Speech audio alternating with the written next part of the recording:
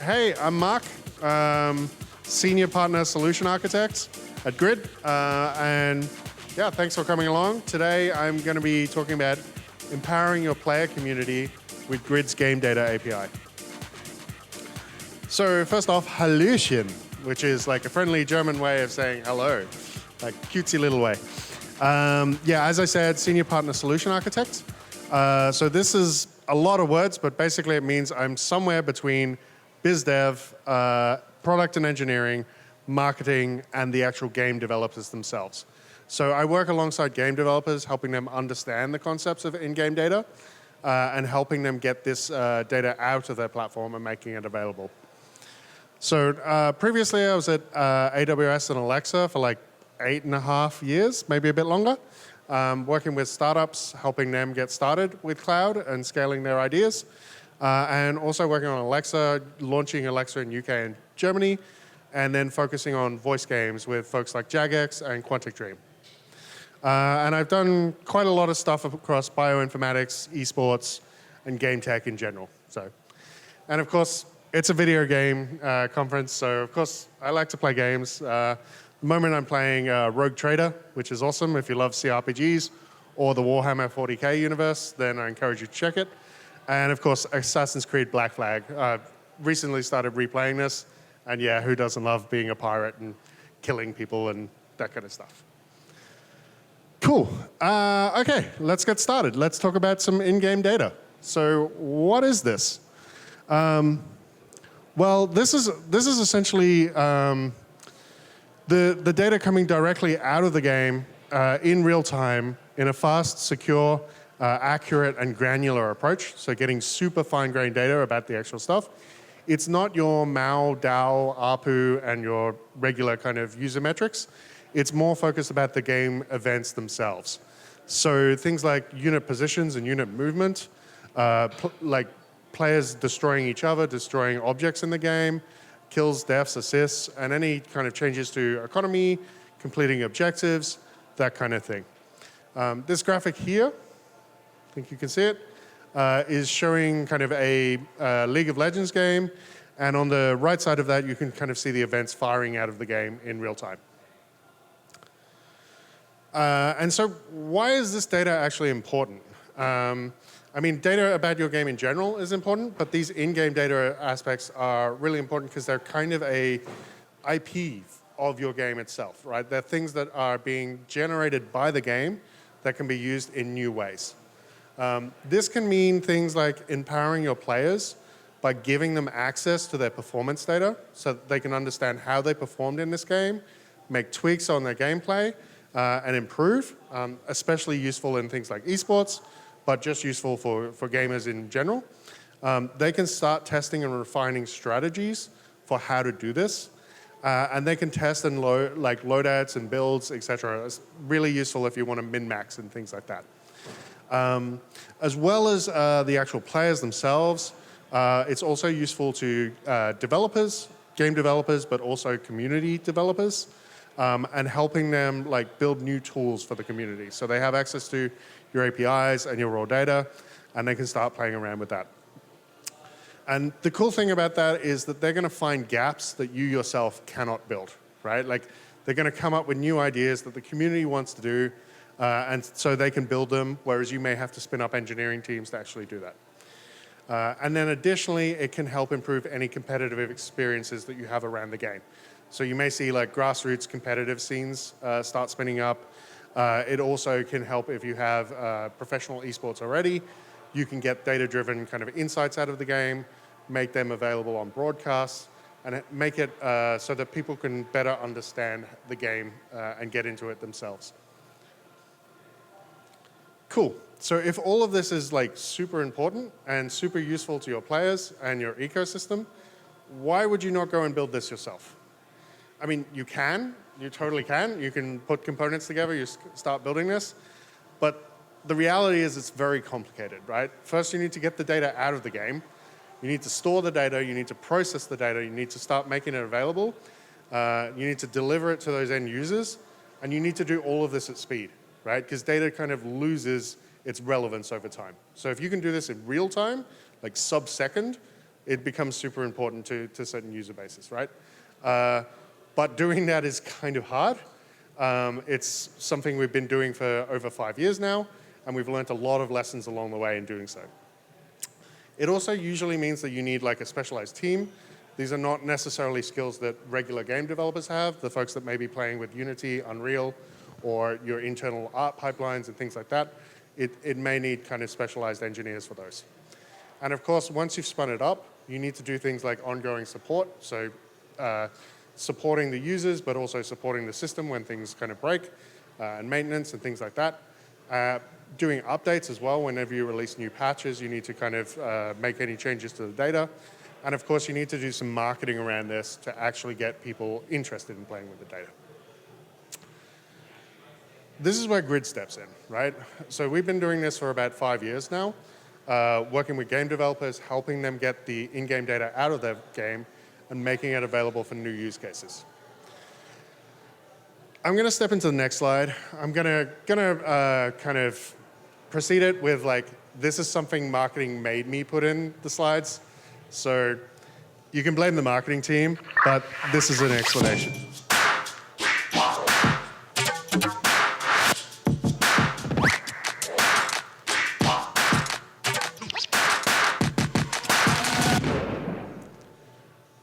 Cool. So super quick there. There's a lot of words flying by really quickly. Let me try and explain some of that. So what Grid actually does is it's an in-game data platform for game developers.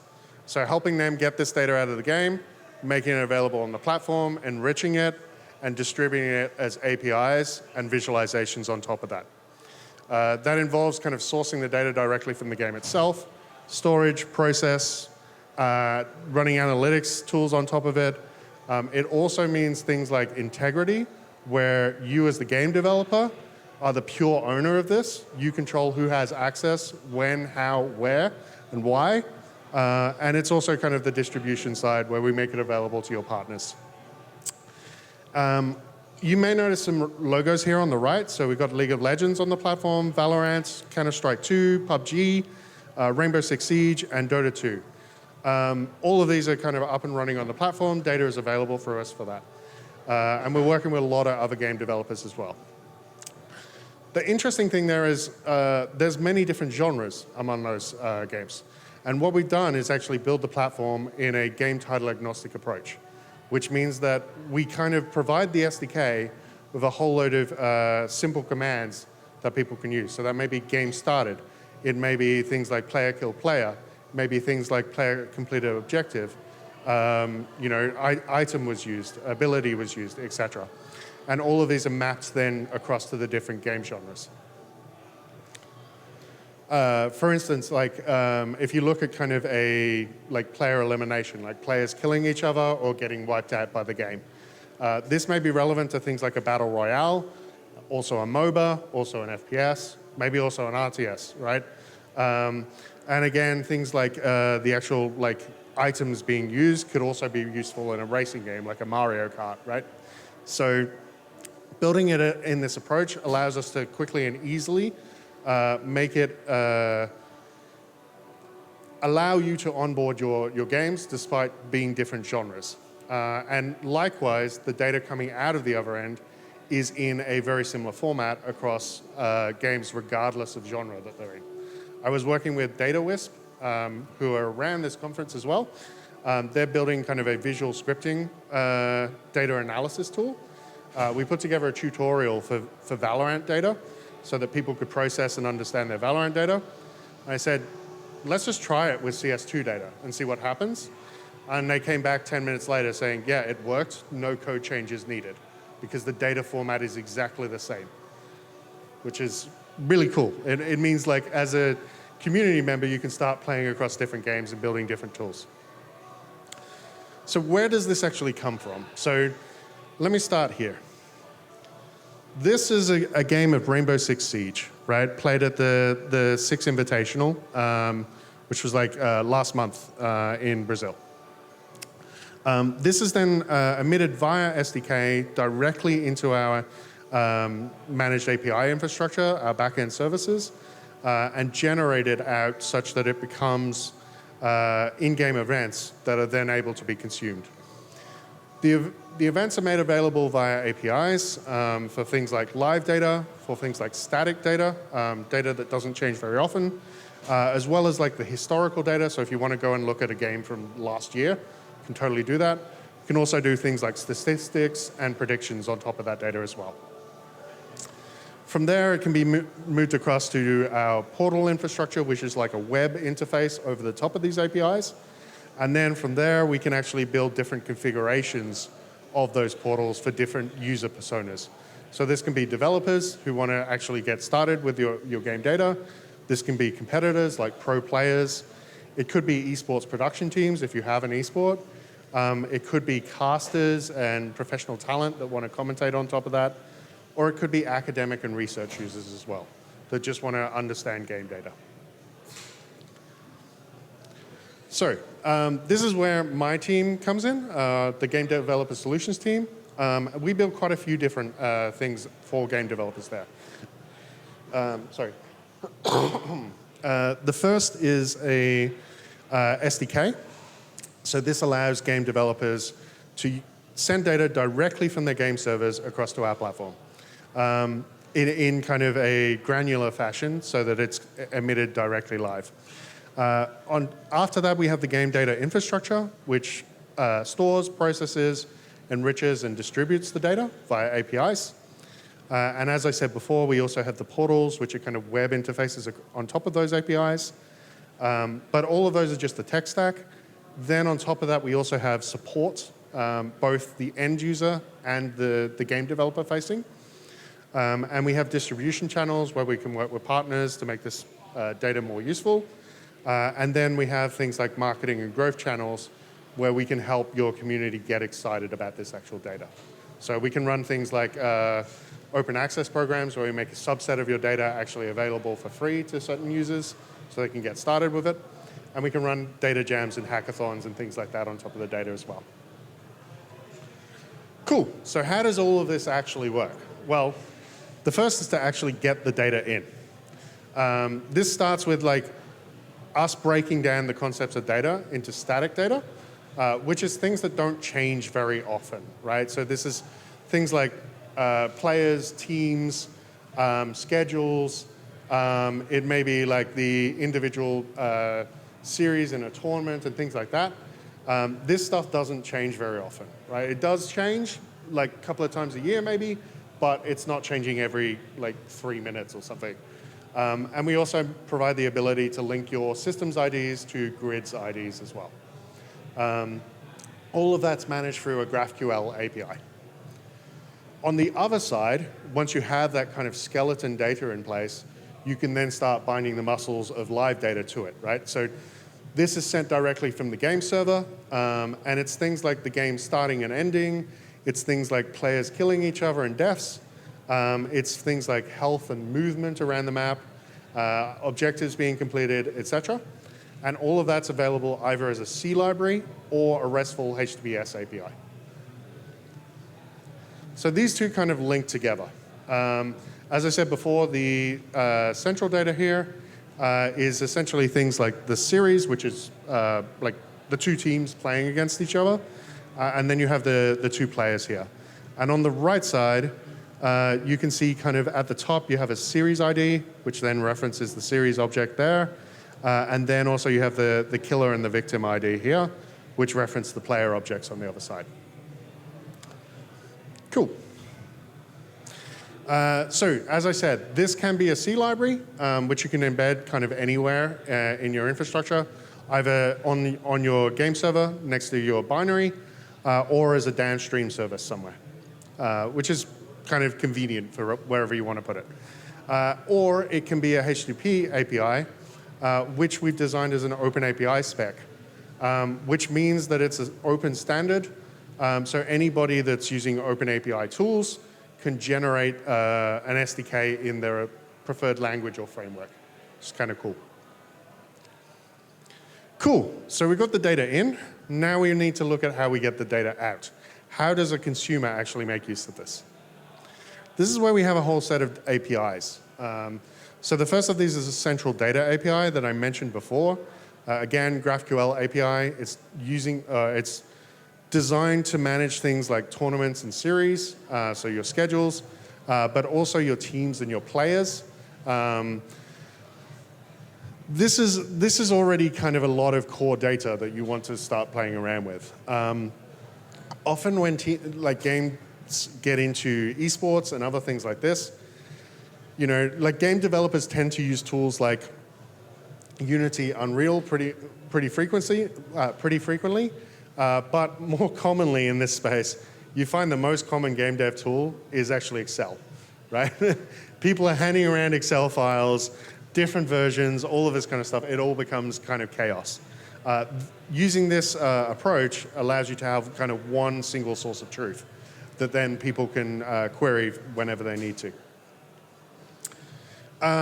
So from the SDK commands that you're sending in, we're receiving the events coming from those. We're emitting those as well via the API. A WebSockets API in this case, so you can listen in and tell us exactly which fields you want. You can listen in just for the game starts or for the kills happening or certain objectives being completed. And as well as the actual events being sent there, we're also computing what we call game state, which is kind of like the current state of the game, like who's alive, who's dead, what's the score, what objectives have been completed, etc. And so we're computing that state, we're passing that across, as well as the delta from the last event that was sent across. So that state is also available as its own API that you can query, which as I said, like it will tell you kind of who's alive, who's dead, current score, who's playing as which character, what their loadout is, etc. And again, GraphQL API there. And then once we have all of this data, we can start computing stats from it, right? So we can kind of look at players and teams, figure out how often they win, lose, what their average kills, deaths, assists are.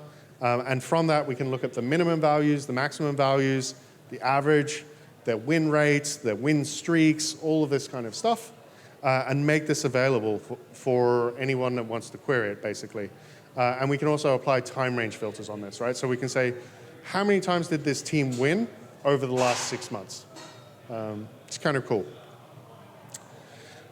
Okay, so far we talked about APIs and SDKs and all of this kind of low-level stuff, which is really cool for developers, especially if you're kind of comfortable kind of playing around with APIs and all of that kind of stuff. But there are also use cases where people need things visually, right? And there are going to be personas that are not so comfortable playing with APIs. So this is, again, where we come back to this diagram, looking at kind of the different use cases for our data pool here. I'm going to focus specifically on developers and competitors. Let's start with a demo of our SDK to actually show how this data gets from one end to another. So here you can kind of see that I'm running a whole load of commands on the left here. These are basically things like adding the actual series, adding the players, and then down here we're doing things like teams killing each other, buying weapons, etc. This is essentially a tactical FPS game, so it's actually modeled on CSGO. As well as that, we can also generate boiler code from this. So once you've loaded in a preset, we'll give you some boiler code that you can then use in your game.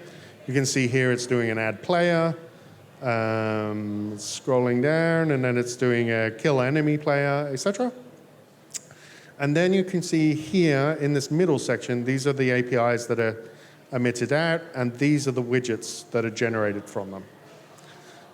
So we're just executing this now. The data is being emitted in real time here.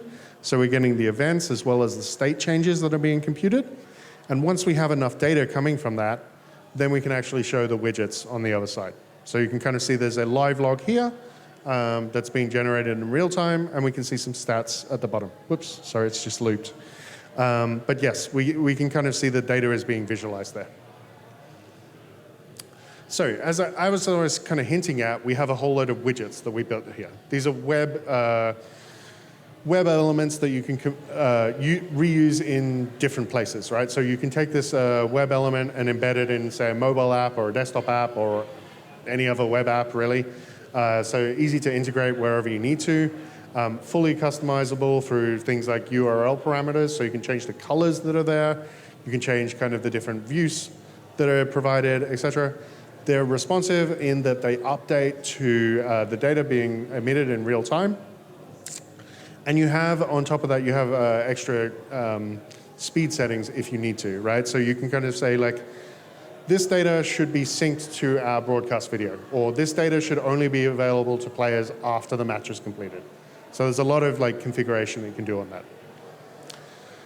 So here's a visualization of some of the widgets that we built for League of Legends. You can see here we have kind of a scoreboard widget. You can see here we have some comparisons in certain stats. You can see here who's alive, who's dead. They're all alive at the moment. The characters they're playing as and the loadouts. And here you can kind of see the live log. You can also see some stats across the series at the bottom. And we can also do this for many different games. This game title agnostic approach that I mentioned means that we can easily do very similar things for CS2, for instance. So you can kind of track the economy in the middle of that. Cool. Yeah, so as I mentioned, we can build these into different packages for different personas. So the most common ones that we're kind of looking at is the developer package and the competitor package. Developer package is designed to allow your community to start building. So they can get widgets that allow them to easily view the actual data and events being passed through there. They've got access to all the APIs I mentioned. They've got access to documentation, resources, and some tooling for actually testing this stuff. And all of this kind of stuff can also be customized fully to your brand, right? So if you provide us with art assets and the color schemes and all that kind of stuff, we can reskin this as you need to. And on top of all of this, we can also operate what I mentioned before as open access, which allows a subset of the data to be available to the community for free for things like fans wanting to build with this, as well as like any scholastic or academic programs where people want to get started with data. And then last year, we also ran what we called the Esports Data Jam. This was the first kind of hackathon with fully official data coming from esports. We ran this online as a global competition. We saw over like 840 people sign up and participate, which was more than we were expecting, but really, really cool to see. And we ran this alongside Esports Insider and Opera GX, and offered a 20K prize for this. It's really cool. People were building all kinds of visualizations on top of esports data, things like Dota 2 map explainers and things like that. So it's really cool. And then on the competitor side, this is where we make the data available to players. We have been working with Riot on the Valorant data portal. So we launched this early last year, or late the year before. It was in beta, but yeah, very, very early last year. We launched the ability for players to actually step in, review all of the tournament games that have been happening, as well as any scrims that they have played against opposing teams. So they can get access to the data immediately after they played the match, start downloading it, start processing it, understand where they perform well and where they should improve. There are also visualizations on top of this, similar to the widgets I mentioned before, where they can start exploring that data.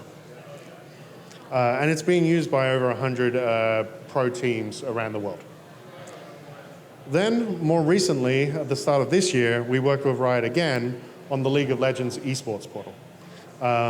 So now, over 160 teams around the world are also able to do the same kind of comparisons and understanding of their data that the Valorant players were previously able to do.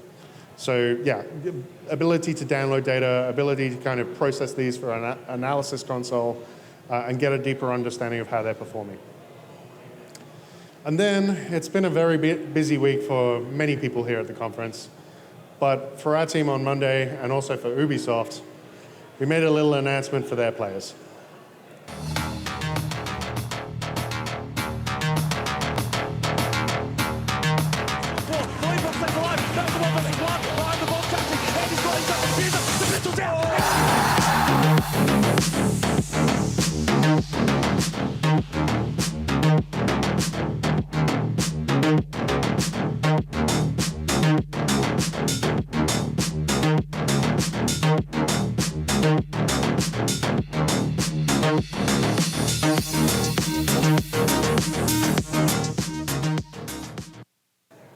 Cool. So yeah, in case you didn't get the message, we've worked with Ubisoft to launch the Rainbow Six Siege competitive player portal. So now all of their players, thank you, thank you. So now all of their players have access, all of the pro players have access to this data. They can download it, they can process it, they can start understanding their performance across the games, which is really cool. That was a lot of fun to work on. So. Yeah, so maybe this was also interesting to you. You may have seen that so far we've worked with a lot of big game developers, but we want to do this for pretty much every game title out there, especially if you're playing in the competitive multiplayer place. We'd love to actually talk to you. We want to work on things like discovery of the game, so starting to understand the elements and mechanisms of your game and how we could map those in a game title agnostic approach, such that they can then be passed into our system and consumed by developers and players. And then also looking at how we actually do that integration, and then looking at how we make this a success together. So how do your community benefit from actually all of this work, and how do we get them excited to start playing? So, cool. Thank you. That was a fun chat through with you all. Hopefully it was interesting. If you would love to learn more, we have a booth outside there. We also have a booth at GDC itself. S568. Oops, sorry. You can also find us on LinkedIn and X. You can see those there. And we have a developer Discord. So if you're curious to start playing with this data, you can scan the QR code or type in the complex link if you want to, but I'd recommend the QR code. Yeah, thank you. Cool. Any questions? Yeah.